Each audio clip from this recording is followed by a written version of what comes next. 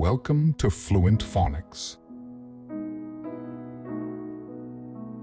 Today we will focus on mastering the pronunciation of the word teats.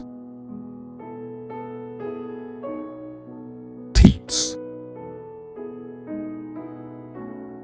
Teats. Teats.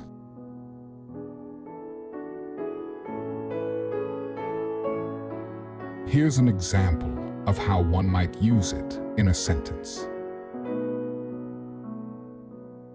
The cow's teats were swollen and sore from milking.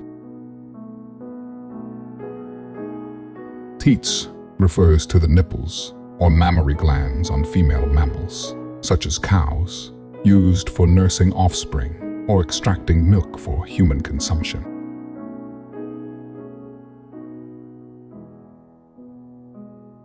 Thank you for your time. If you enjoyed this, please like and subscribe for further content.